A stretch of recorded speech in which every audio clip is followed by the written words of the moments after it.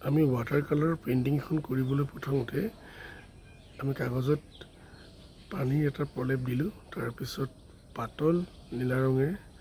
আমি চেপেটা ব্ৰাছেৰে বুলাই দিলোঁ যেনে ধৰণে বিয়পিছে তেনে ধৰণে বিয়পিবলৈ দিব নিজে নিজে বিয়পি যাব ইয়াৰ আকাশ আৰু পানীৰ কালাৰ কৰা হৈছে প্ৰথমতে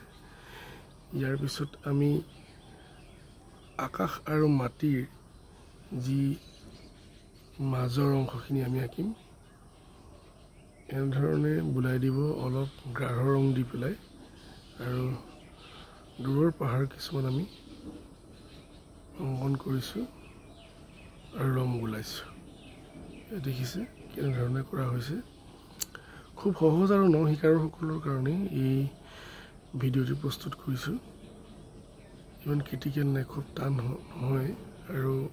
কৰিবলৈ ভাল পাব ভালদৰে চাই থাকিব আমি এনে ধৰণৰ ভিডিঅ' প্ৰস্তুত কৰি থাকিম আমাৰ কথাটো হৈছে যে ন শিকাৰুসকলে কেনেধৰণে কৰিব পাৰে চাই থাকক ভিডিঅ'টি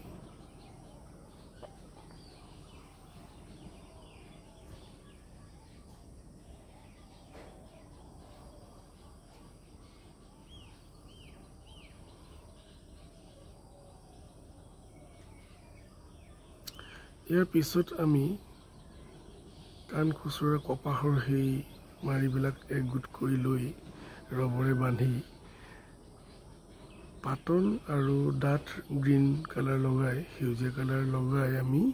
এনেধৰণে ভিডিঅ'টি দেখাৰ ধৰণে কৰি দিছোঁ ওচৰৰ গছ বনবিলাক আৰু আঁতৰৰ পাহাৰৰ ওচৰত থকা আমি গছখিনি ৰং কৰিছোঁ বহু দূৰত থকা যেন লাগিছে আৰু আমি ইয়াৰ পিছত ইয়াৰ ওচৰৰ যি অংশ আমি কৰিছোঁ পাৰৰ আমি অলপ ঘাঁহ বন দীঘলীয়া যি ঘাঁহ বনবিলাক থাকে এনেধৰণৰ কিছুমান অংকন কৰি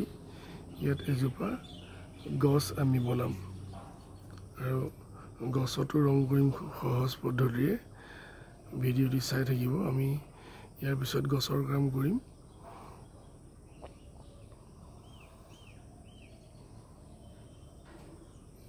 কাগজজোপা প্ৰথমতে আমি ব্ৰাছেৰে বুলাই ল'লোঁ ইয়াৰ পিছত আমি এই যি কাণ খুচুৰা যি কপাহৰ যি আমি যি ব্ৰাছ বনাই লৈছোঁ নিজে আৰু সেই ব্ৰাছেৰে আমি গছৰ পাতবিলাক দিম কৰি খুব ভাল পাব হালধীয়া ৰং আৰু সেউজীয়া ৰং লগাই লৈ আমি মিশ্ৰণ কৰি গছৰ পাতখিনি আমি কৰিম আৰু এই পদ্ধতিত কৰি খুব ভালকৈ উপকৃত হ'ব পাৰিব এনেধৰণৰ কিছুমান সহজ পদ্ধতি আমি ভিডিঅ'ৰ যোগেদি দেখুৱাই থাকিম ন শিকাৰুসকলৰ বাবে আৰু আমাৰ এটি ইউটিউব চেনেল আছে এই ইউটিউব চেনেল নাম হৈছে জ্যোতি আৰ্ট 1980 জ্যোতি আৰ্ট 1980 চেনেলটি ছাবস্ক্ৰাইব কৰিব আৰু এনেধৰণৰ বহুত ভিডিঅ' তাত আমি আপলোড দিছোঁ চাব আৰু আপোনালোকে আমাক প্ৰেৰণা দিব যাতে এনেধৰণৰ ভিডিঅ' কৰিবলৈ আমি উৎসাহিত হওঁ ধন্যবাদ